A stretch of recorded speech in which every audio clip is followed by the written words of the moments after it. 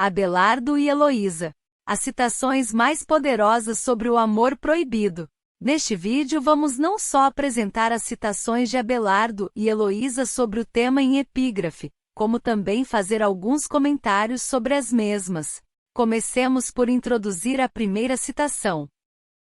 Abelardo e Heloísa, enquanto par de amantes, mereceram ficar na história da humanidade. Abelardo era reconhecido na sua época histórica como grande filósofo, o que lhe valeu inúmeras disputas com os seus pares que o invejavam. E a glória dos seus feitos e os trágicos prazeres da carne fê-lo escrever a sua Historia Calamitatum. Escreve aí o filósofo. A prosperidade sempre enche de vaidade os tolos, e a segurança material enfraquece o vigor da alma e amolece-a até diluí-la nos prazeres carnais. Crime, então, o único filósofo do mundo e não temia nenhum ataque ou disputa. O seu pequeno livro Historia Calamitatum, ao qual já nos referimos, foi escrito por duas razões: pela queima pública do livro que mais o orgulhava, por causa da inveja dos seus pares, e pela castração a que fora sujeito, em virtude do seu desregro sexual com a sua aluna Heloísa. Eis como o filósofo coloca em cena este duplo fator.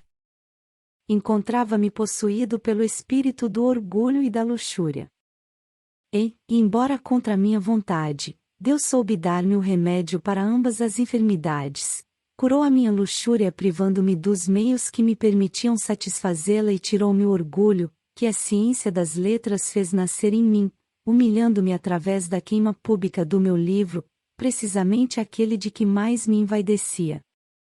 Abelardo conta no referido livro como iniciou a sua relação sexual com a sua aluna. Escreve o filósofo.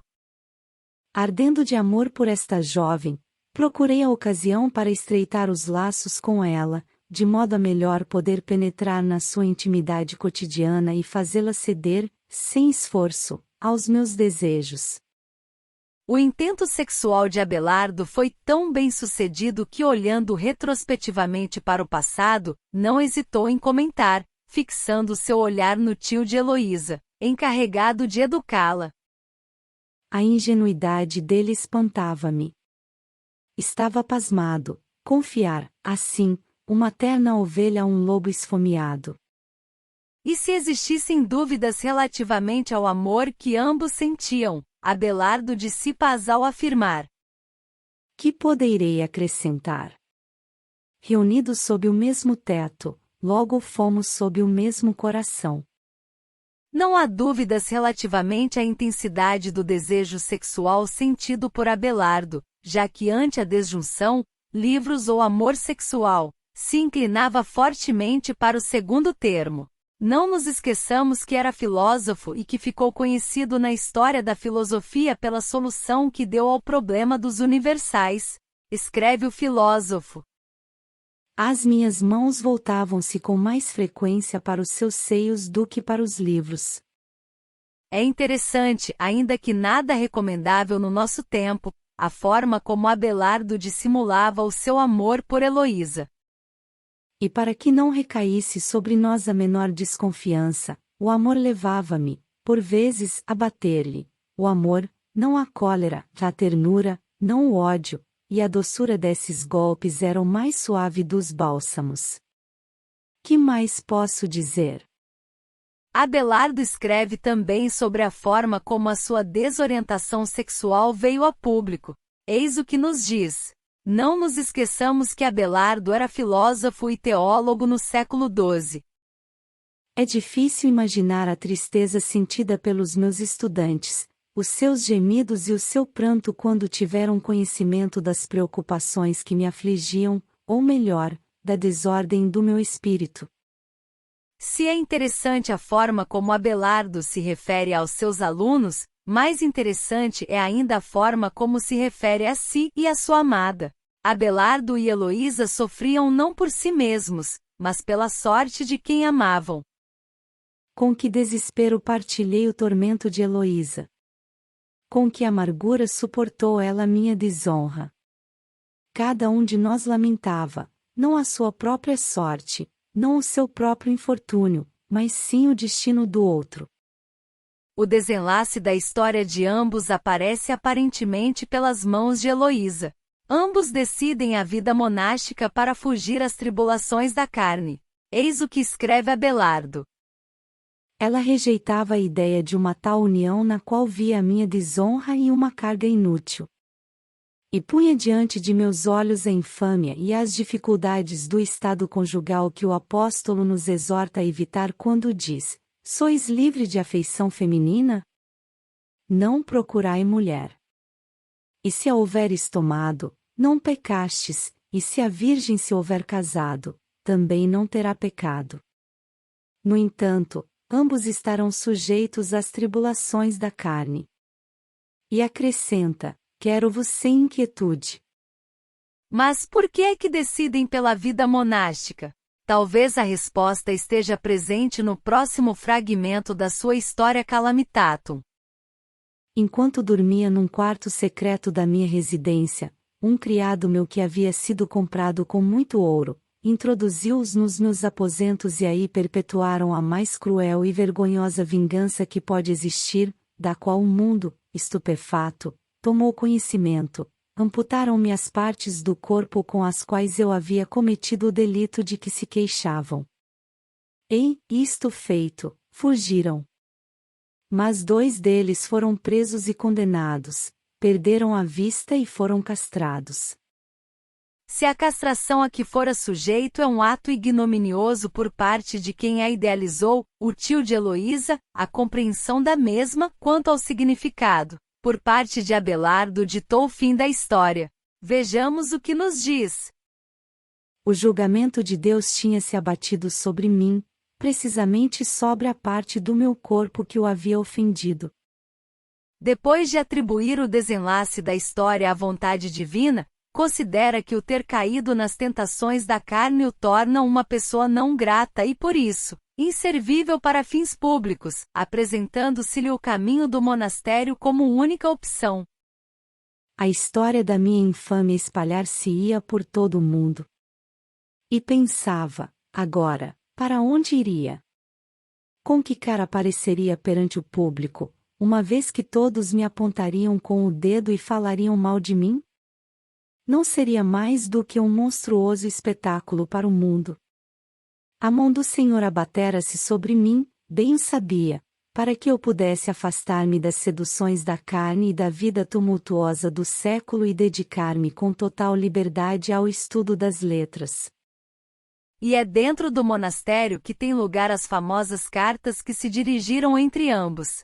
É aqui que Heloísa lhe escreve, dizendo que lhe dedicou um amor sem mesura. Pois bem, sabes qual o laço que nos liga e que te torna devedor, perante mim, uma vez que o sacramento do casamento nos uniu, a tua dívida é, ainda, maior porque, como é do conhecimento de todos, amei-te de um amor sem mesura. Escreve ainda que não o trocaria por ninguém, nem pelo imperador Augusto. Deus sabe que nunca procurei em ti algo que não fosses tu próprio. Só te desejava a ti não o que possuías ou o que representavas. E apelo a Deus como testemunha que se o próprio imperador Augusto, senhor do mundo, se houvesse dignado pedir a minha mão em casamento assegurando-me, para sempre, o império do mundo, ter-me-ia parecido mais doce e mais nobre conservar o nome de cortesã, junto a ti, do que o de imperatriz a seu lado. E é dentro do monastério também que Heloísa se queixa da falta de atenção de Abelardo, do consolo das cartas que não lhe envia. Diz-me, somente, uma coisa, se o puderes, por que razão, após a nossa conversão monástica que só tu ordenaste e decidiste, me deixaste, com tanta negligência, cair no esquecimento? Por que me recusaste a alegria dos nossos encontros, a consolação das tuas cartas? Dilo tu, se o puderes, ou então dilo-ei eu que penso saber aquilo de que todos desconfiam. Foi a concupiscência e não um verdadeiro afeto que te uniu a mim, o gosto do prazer e não o amor. No dia em que essas volúpias te foram subtraídas, todas as ternuras que elas te haviam inspirado esmoreceram. Mas apesar do distanciamento de Abelardo, Heloísa escreve com suma eloquência e com o coração cheio de amor. O meu coração não está comigo, mas sim contigo. E mesmo agora, se não estiver contigo, não está em parte alguma, porque sem ti não pode existir.